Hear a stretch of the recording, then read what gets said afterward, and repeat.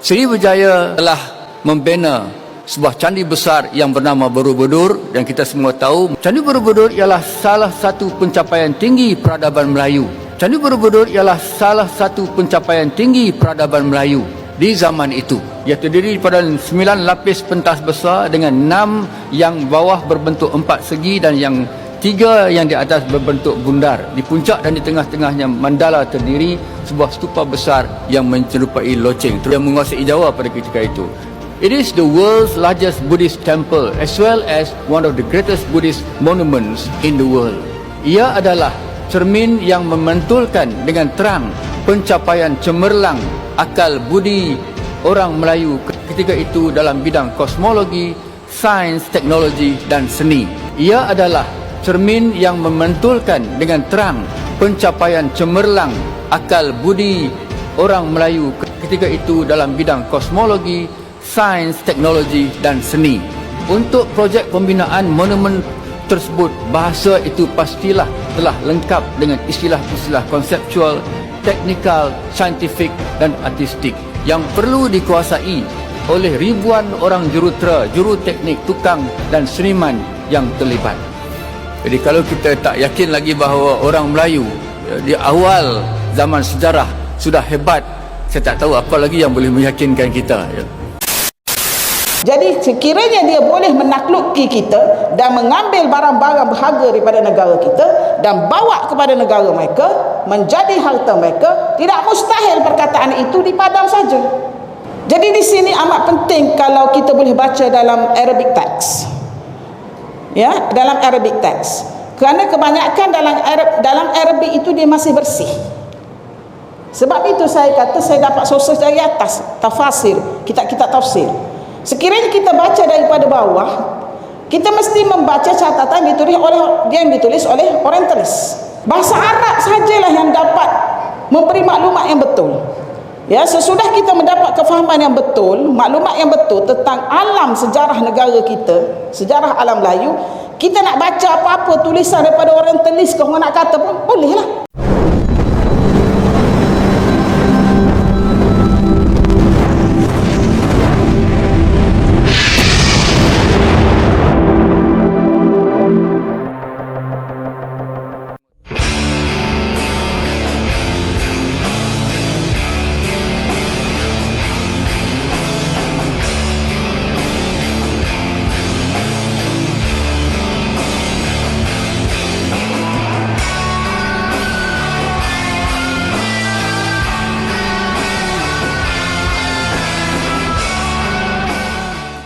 Nusantara adalah bagian dari alam Melayu.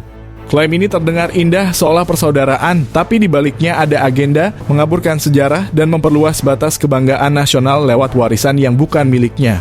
Kata Nusantara bukan dari Melayu, tapi dari Majapahit. Nusantara adalah istilah dari bahasa Sanskerta, Nusa berarti pulau dan Antara berarti seberang. Istilah ini pertama kali muncul dalam Sumpah Palapa, Gajah Mada seorang patih dari kerajaan Majapahit.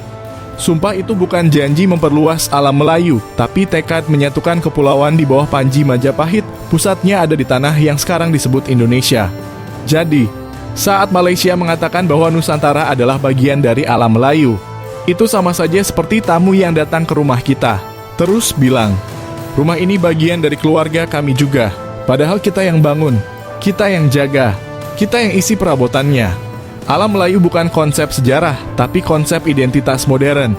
Istilah alam Melayu bukan warisan dari kerajaan zaman dulu. Itu konstruksi modern diciptakan untuk memberi identitas kolektif bagi bangsa yang sedang mencari pijakan sejarah. Dan dalam proses itu seringkali sejarah orang lain ikut diseret, dibingkai seolah milik bersama. Majapahit disebut kerajaan Melayu. Bahkan tarian dan pakaian dari Kalimantan pun, katanya, masih termasuk rumpun Melayu. Kalau gitu logikanya begini, apapun yang ada warna coklat, pakai kain, dan dari pakai tangan lentik, langsung dicap Melayu. Gak peduli siapa yang bikin, siapa yang rawat, siapa yang hidup di dalamnya. Klaim ini tak didukung oleh akar budaya yang kuat. Malaysia senang menyebut diri bagian dari peradaban besar Nusantara. Tapi kalau kita tanya, di mana naskah kuno kalian? Di mana kerajaan besarnya? Di mana pusat kebudayaannya? Yang ada justru museum-museum mereka berisi koleksi budaya Indonesia. Dari keris Jawa, songket Sumatera, hingga tari-tarian dari Kalimantan dan Bali. Lucunya, setelah dipajang di sana, labelnya berubah, budaya alam Melayu. Ini bukan pelestarian. Ini pembajakan dengan lisensi nasionalisme. Ingin dihormati lewat warisan yang bukan milik sendiri. Malaysia ingin terlihat sebagai bangsa besar dengan sejarah panjang. Masalahnya, sejarah panjang itu tidak dibangun sendiri, melainkan dipinjam dari budaya tetangga. Dan ketika ada yang protes, mereka bilang kita ini serumpun, jangan dibeda-bedakan. Tapi anehnya, saat Indonesia menampilkan budaya sendiri, mereka sibuk menghitung berapa persen unsur Melayu di dalamnya. Sibuk cari celah supaya bisa bilang kalau ada unsur Melayu, yaitu milik kami juga dong. Alam Melayu meliputi kawasan Madagaskar, ke Tanah Melayu, Papua New Guinea, Australia, New Zealand, Kepulauan Pasifik hingga ke Taiwan. Alam Melayu tu daripada Tanah Melayu sampai ke Taiwan. Itu menurut Profesor Emeritus Datuk Dr. Nik. Kalau kita tengok pada peta ni, nampak dia punya keluasan kawasan tu daripada sini sampai sini. Semua ini adalah alam Melayu. Dekat bahagian Afrika sana ada Kepulauan Madagaskar.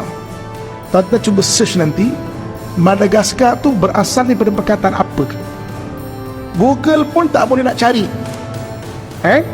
Tapi dalam kitab-kitab Arab, Madinatul Asqar. Itu banyak orang Islam di sana tu. Dan sebagian orang Melayu. Tuan-tuan nanti search, Etnik Merina dia panggil.